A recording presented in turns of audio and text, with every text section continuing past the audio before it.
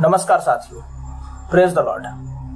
आज का ये विषय जो है वो किसी के साथ विवाद करने के लिए नहीं है।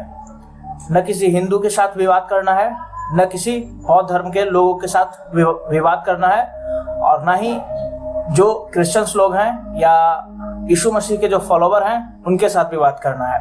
विवाद करने के लिए ये वीडियो नहीं बनाया गया है। ये वीडियो सिर्फ और सिर्फ सत्य की खोज के लिए बनाया गया है।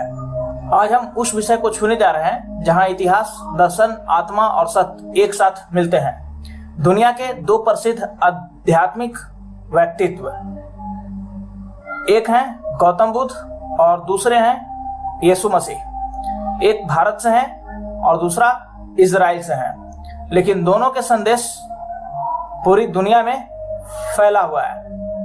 पूरी दुनिया के लोग जो हैं इन दोनों को जानते हैं। कोई भी देश इनके शिक्षाओं से अछूता नहीं है। पर सवाल ये उठता है कि क्या ये दोनों एक जैसे थे? क्या इनका रास्ता हमें उसी लक्ष्य तक ले जाता है, या कोई एक सत्य का सच्चा मार्ग है? दो मार्ग हैं, एक यीशु मसीह का मार्ग और दूसरा बुद्ध का मार्ग। अब ये दो मार्ग जो हैं, हो सकता है दोनों ही सही हो, या हो सकता है दोनों में एक ही सही हो और एक गलत हो। चलिए जानते हैं विस्तार से, तुलनात्मक और आत्मिक दृष्टि से जानने की कोशिश करते हैं। सबसे पहले हम लोग जानेंगे जीवन की शुरुआत। तो पहले है गौतम बुद्ध। जन्म हुआ है 563 ईस्वी पूर्व में कपिलवस्तु, वर्तमान जो नेपाल में है, भारत से सटा हुआ जो देश है, वहां पर इनका जन्म हुआ। बचपन का नाम है सिद्धार्थ गौतम, पिता का नाम राजा सुधोधन और माँ का नाम महामाया। सिद्धार्थ ने बचपन से सुख सुविधा, महल, संगीत, नृत्य सब देखा। शादी भी हुई, पत्नी का नाम था यशोधरा और एक पुत्र भी था जिसका नाम था राहुल। लेकिन एक दिन उन्होंने वृद्धावस्था देखा, बूढ़े व्यक्ति को देखा, रोग को देखा, मृत्यु को देखा और वो कांप उठे। सब कुछ छोड़कर ज्ञान की खोज में वो निकल पड़े। दूसरी ओर है यीशु मसीह। जन्म हुआ है लगभग 4 ईस्वी पूर्व बेथलेहम नाम के जगह पर, जो कि अब फिलिस्तीन में है। माँ का नाम मरियम एक कुंवारी थी। पिता का कोई अस्तित्व नहीं, क्योंकि यीशु का जन्म पवित्र आत्मा से हुआ। यीशु मसीह कोई राजा के पुत्र नहीं, एक गरीब बढ़ई के बेटे कहलाए। बचपन से परमेश्वर की आज्ञाओं में चलने वाले वो थे और 30 वर्ष की उम्र में उन्होंने अपनी सेवकाई शुरू की, यानी कि लोगों को परमेश्वर के बारे में, परमेश्वर के राज्य के बारे में उन्होंने बताना शुरू किया।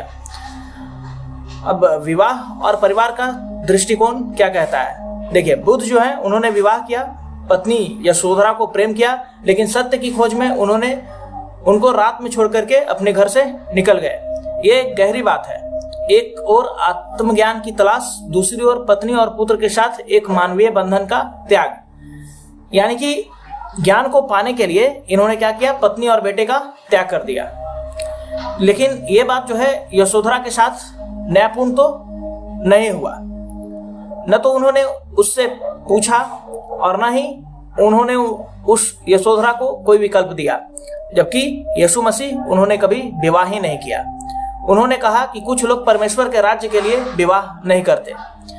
ऐसा मैथ्यू की पुस्तक 19 अध्याय के 12वें वर्ष में लिखा हुआ है। उनका जो चेला है, जिनका नाम है मती या मैथ्यू, वो कहते हैं कि कुछ लोग परमेश्वर के राज्य के लिए विवाह ही नहीं करते हैं। उन्होंने न तो किसी स्त्री से शारीरिक सुख लिया, न ही किसी को धोखा दिया।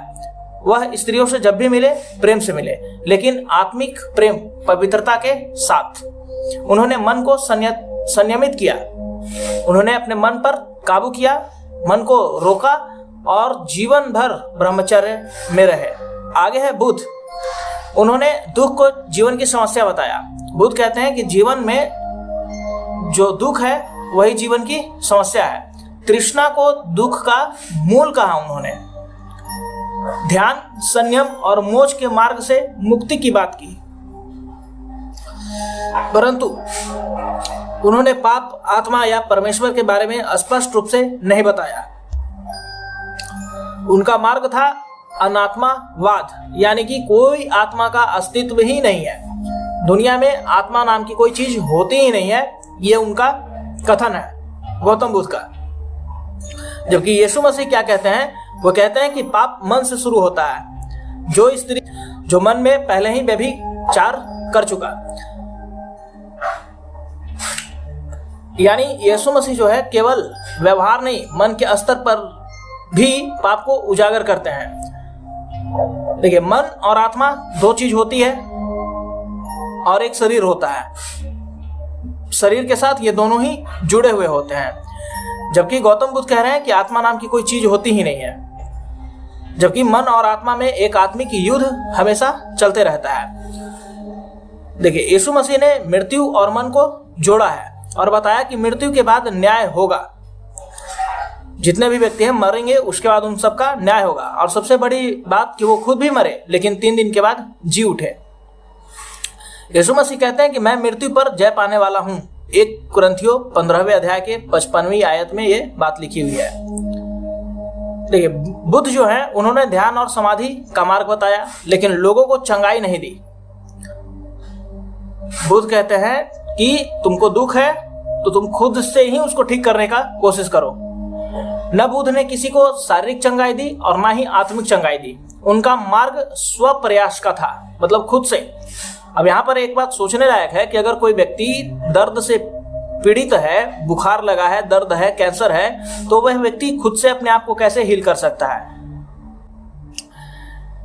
यीशु मसीह ने अंधों को दृष्टि दी, कोढ़ियों को शुद्ध किया, मुर्दों को जिलाया। यानी कि इन्होंने शारीरिक चंगाई भी दी, आत्मिक चंगाई भी लोगों को दी।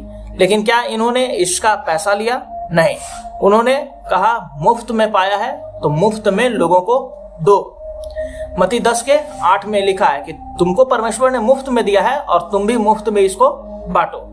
यीशु मसीह ने कभी धन संचय नहीं किया, कभी महल नहीं बनवाया, कभी भक्तों से धन नहीं मांगा, बल्कि उन्होंने लोमड़ियों के भी बिल होते हैं ऐसी बात कही।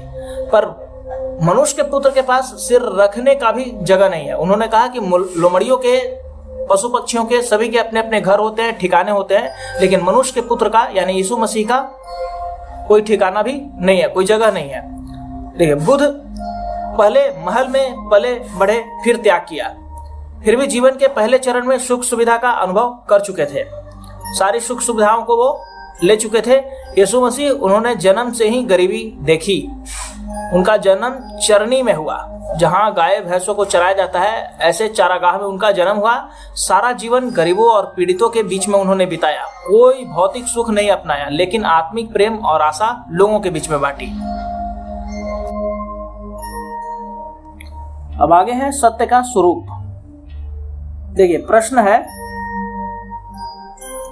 आप देख सकते हैं, प्रश्न है बुद्ध और यीशु मसीह, क्या इनका आंसर है इन सवालों के ऊपर। पहला सवाल है कि क्या वे सत्य थे, तो बुद्ध जो है उन्होंने सत्य को खोजा, लेकिन यीशु मसीह ने कहा कि मैं ही सत्य हूं। दूसरा सवाल है, क्या उन्होंने कहा कि वे परमेश्वर हैं, तो बुद्ध जो है इस बात को नकारते हैं, कहते हैं कि नहीं, वो परमेश्वर है भी नहीं और वो परमेश्वर को मानते भी नहीं थे। जबकि यीशु मसीह ने कहा कि हाँ, मैं और पिता एक ही हैं। ठीक है, यानी कि इन्होंने ईश्वर के अस्तित्व को स्वीकार भी किया और इन्होंने कहा भी कि हाँ, मैं परमेश्वर हूँ। क्या उन्होंने पाप क्षमा किया, किसी व्यक्ति का पाप क्षमा किया? तो बुद्ध जो है वो किसी व्यक्ति के पाप को क्षमा नहीं करते हैं। जबकि यीशु मसीह जो है वो पाप को क्षमा भी करते हैं। वो व्यभिचारिणी स्त्री जिनको लोग पत्थर मारने आए थे, परमेश्वर जो है उनको क्षमा कर देते हैं। तो यीशु मसीह जो है वो पाप को क्षमा भी कर सकते हैं। अगला सवाल है, क्या वे मृत्यु से जी उठे? तो बुद्ध जो है नहीं उठे, जी नहीं उठे, जबकि यीशु मसीह जी उठे। मरने के 3 दिन बाद ये जी उठे और लगभग 500 लोगों ने उनको देखा। तो ये है सत्य का स्वरूप।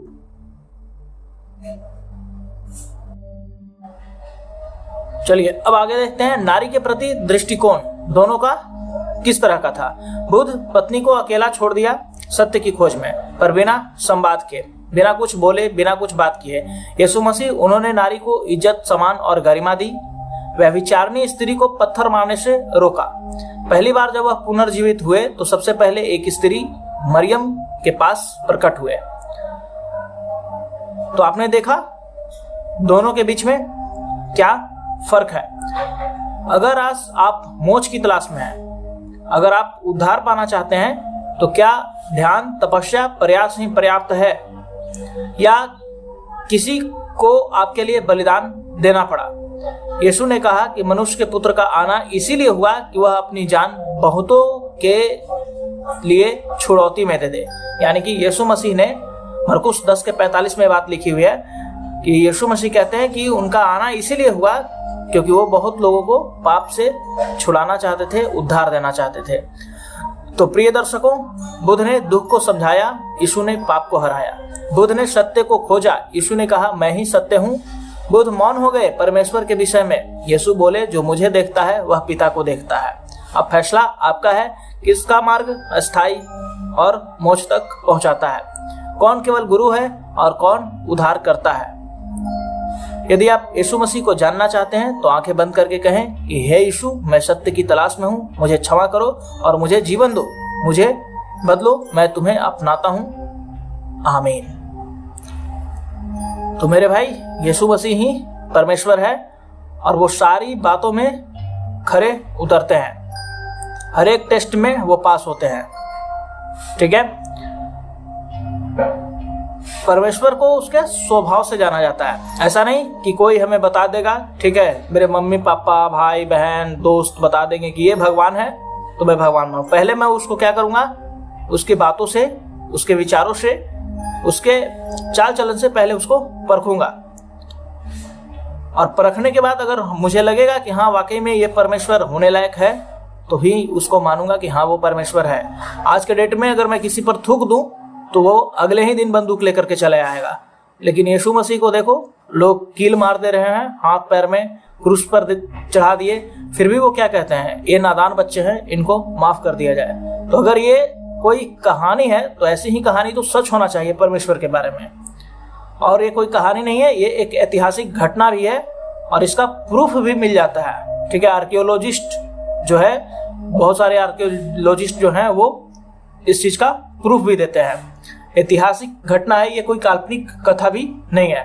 तो परमेश्वर वही जो खुद सारे टेस्ट में पास हो जाए, ऐसा नहीं, ठीक है, कि वो लोगों से उम्मीद करे कि भाई तू बढ़िया हो जा, मैं पवित्र हूं तो तू भी पवित्र हो जाए। तो वो मनुष्य जो है वो भी तो सवाल कर सकता है कि पहले तू धरती पे आ, मानव जीवन विदा, मानव जीवन के रूप में तू भी जीवन जी के दिखा। अगर तू वाकई में इस लेवल को, टेस्ट को पास कर जाता है तो मैं मान लूं कि तू वाकई में भगवान है और तू पवित्र होने लायक है। तो परमेश्वर जो है वो यीशु मसीह के रूप में आके सारे टेस्ट को पास करके, हर एक टेस्ट में पास करने के बाद अपने आप को प्रूफ करके, ठीक है, लोगों को माफ करके, और उन्होंने साबित किया है कि वही सच्चा परमेश्वर है। तो सभी को परमेश्वर आशीष दे। Praise the lord. जय मसीह की।